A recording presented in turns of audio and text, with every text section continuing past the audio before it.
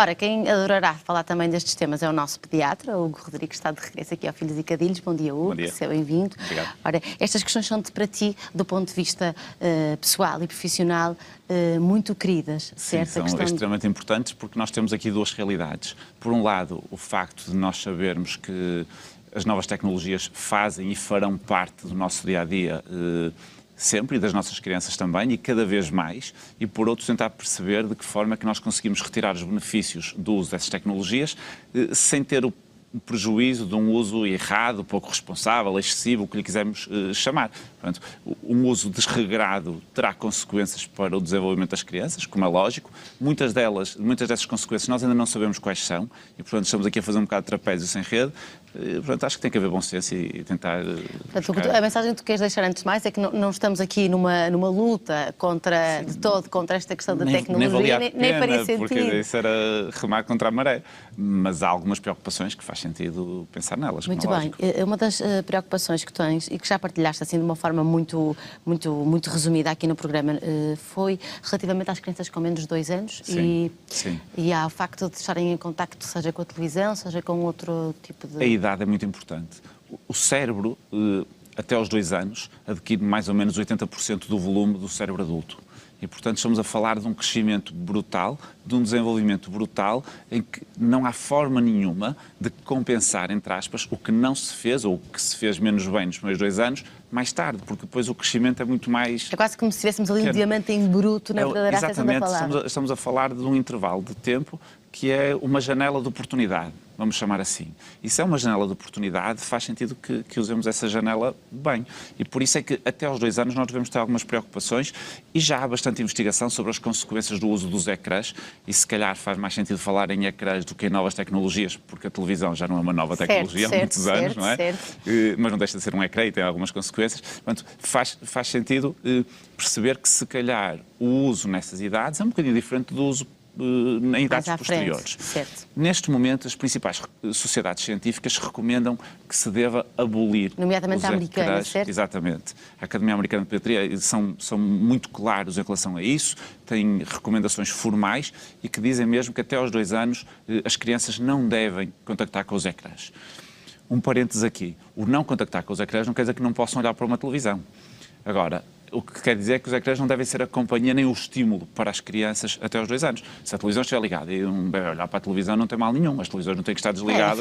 A família também não vai deixar de... Mas o que nós temos que perceber é que até aos 2 anos a grande companhia das crianças tem que ser os adultos e outras crianças. É a socialização. Isso é que é importante. Por isso, ecrãs até aos 2 anos são altamente desaconselhados.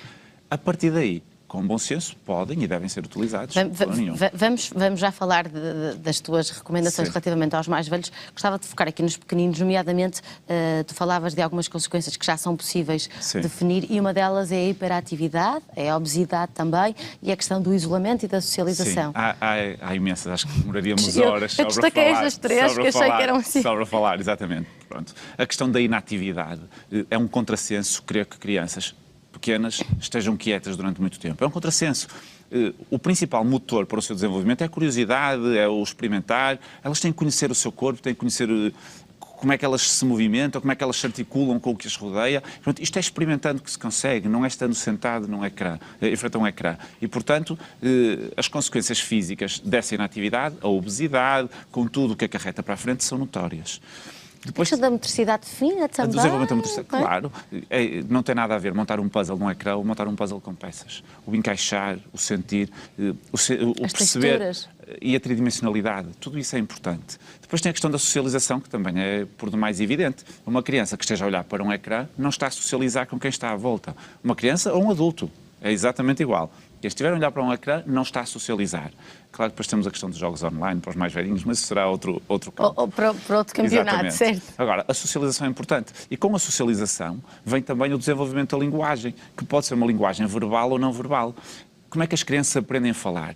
Aprendem a falar quando ouvem os adultos a comunicar com elas. Quando veem o movimento da boca, quando se articulam os sons. As crianças aprendem a compreender nos primeiros 18 meses e só depois é que aprendem a falar. Se elas não aprenderem a compreender porque não socializam, vão ter problemas no desenvolvimento da linguagem para a frente. E a estimulação verbal de um ecrã por muito que até possa ter ali algumas palavras, é muito inferior à estimulação verbal de um adulto ou de uma criança mais velha. Depois temos a linguagem não verbal, porque comunicar não é só palavras. Eu olho para as pessoas e percebo se elas estão felizes, estão tristes, estão chateadas, estão zangadas. Da empatia, das emoções. Tudo isso, o perceber o que é que o outro está a sentir pelo olhar, interpretar a sua linguagem não verbal, só se aprende socializando. Nenhum ecrã consegue ensinar isto. Portanto, isto é algo também que tem que ser aprendido nos primeiros 2, 3 anos de vida, que é para depois a criança poder socializar de forma adequada. Depois tem a questão também do tempo de atenção. A relação com a hiperatividade é uma relação que ainda é um bocadinho cinzenta, digamos assim. Okay. Mas é verdade que uma criança que esteja habituada ao estímulo de um ecrã durante a sua infância, durante os primeiros tempos de vida, vai estar habituada a estímulos muito intensos e curtos. Porque ver um episódio de uma série, ver um desenho animado, jogar um jogo, mesmo que a criança consiga estar 1 hora a fazer isto, ela não tem uma atenção durante 1 hora. São muitos estímulos seguidos e a criança não se treina a manter o mesmo estímulo durante algum tempo. Daí a relação que se pensa que possa haver, se não com a hiperatividade mesmo, com alguma dificuldade em concentrar-se e a manter o tempo de atenção mais prolongado. Por exemplo, comparativamente a um livro, estou aqui a fazer um exercício, claro. A criança é convidada a acompanhar... Que aí o livro é o mesmo estímulo. Certo, o mesmo estímulo. Uma conversa é o mesmo estímulo, é a mesma pessoa que está a falar. Eu, se estiver a contar uma história a uma criança, ela está-me a ouvir a mim. Claro que eu tenho as minhas intuações, posso fazer vozes e deve-se tentar treinar esse tipo de situações, mas o estímulo é sempre o mesmo. É diferente de muitos flashes luminosos que se vão somando no tempo, que são muito curtos e que vão construir algo. Portanto, há uma série de consequências e depois outras. Por exemplo, a questão da orientação no espaço, a orientação tridimensional. Eu, se olhar para um ecrã, um círculo, uma esfera é um círculo. Certo. E, portanto, eu, por muito que até possa dar um ar tridimensional, se eu tocar no ecrã, é plano. E, portanto, para uma criança que está a aprender o que são as formas, o que é esta questão da orientação espacial, da tridimensionalidade, isto é um entrave. E, portanto, só pegando numa esfera, pegando num cubo, pegando em algo que é tridimensional, que a criança consegue perceber, ter a noção da profundidade, que é algo que também se treina. Portanto, temos uma série de consequências possíveis para o desenvolvimento que realmente desaconselham o uso das crianças, dos ecrãs. Podíamos ir ao sono, pequeninas. Podíamos ir à alimentação, mas não a alimentação. Podíamos ir também. Durante a refeição, zero. Podíamos ir por aí também e devemos ir um dia. Sim. Mas como hoje o nosso tempo é curto, eu convidava-te agora a falarmos um bocadinho das crianças a partir dos 2 anos, sim. Em que, no teu entender, podem eventualmente utilizar os ecrãs. Podem e devem, porque nós temos vantagens no uso. Exatamente, nós temos algumas vantagens no uso de ecrãs. Há programas de televisão que são educativos, há muitos joguinhos e aplicações para tablets e até para telemóveis que são educativos, que treinam a memória, que treinam algum raciocínio com as crianças mais velhinhas, e é importante ir a obter também esses benefícios. São mais interativos, são mais apelativos, portanto faz com que as crianças se calhar aprendam sem perceber e de uma forma divertida, que é esse o objetivo. Agora, mais uma vez, tem que haver bom senso. E neste momento o que está recomendado, até uns anos atrás recomendava-se que a exposição aos ecrãs não ultrapassasse as 2 horas por dia, somando tudo. Telemóveis, tablets, televisões, tudo. Acima dos 2, 3 anos. Neste momento fala-se numa 1h30. E 1h30, assim a frio, pode parecer muito, mas é muito fácil, diluindo em 3 ou 4 períodos, é muito fácil de perceber que as nossas crianças passam mais tempo em frente aos ecrãs de um modo geral. Portanto, reduzir o tempo de exposição é importante, 1h30 como limite máximo faz sentido, até porque a criança depois tem que fazer atividade física. Se falarmos em criança em idade escolar, mais ainda porque passam muitas horas sentadas, certo. Enquanto que nos pré-escolares eles correm, saltam e brincam, na idade escolar eles passam muitas horas sentados. A partir dos 6 anos ainda é fundamental, claro. Sentados, portanto, é importante fomentar a atividade física e é importante também controlar conteúdos. Era aí que eu gostava também de tocar. Isto é fundamental. Controlar conteúdos, porque uma criança que vá ao YouTube ver vídeos, claro que ela, se puser uns desenhos animados específicos, vai ver 2 ou 3 seguidos, mas volta e meia aparece lá um anúncio, um vídeo patrocinado, em que está ali claramente para publicitar algo e que pode não ser tão adequado a crianças pequenas. Portanto, e que de repente já basta os pais deixarem aquilo... E a partir daí depois desenrolam-se todos os outros. Portanto, mesmo os ecrãs podem ser uma atividade orientada e até podemos chamar-lhe mais ou menos socializável. Se o pai ou a mãe ou quem estiver com a criança estiver a partilhar, dizer, olha, o que estás a ver, até irem comentando o que estão a ver, é uma forma de tornar um ato que é isolado num ato menos isolado e que pode ser partilhado por toda a gente.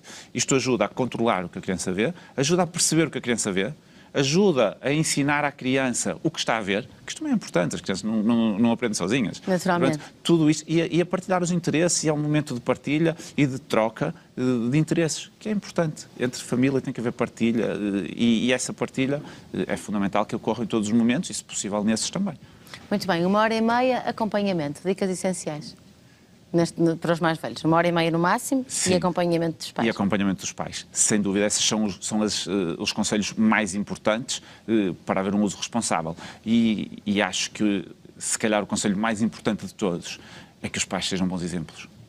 Não vale a pena estar a limitar o uso dos ecrãs aos filhos se os pais forem mau exemplo, se estiverem à hora da refeição agarrados ao telemóvel ou olhar para o noticiário porque não pode ver as notícias a mais altura nenhuma. Eu até compreendo, mas se não há para uns, não há para todos. Se não queremos que as crianças vejam televisão no quarto, os pais não podem ter televisão no quarto. Portanto, ser bons exemplos, as crianças aprendem connosco, portanto nós temos que ser bons exemplos. Boa, estou contente, acho que estou no bom caminho. Gostei muito de estar contigo. Ainda bem, igualmente. Obrigada.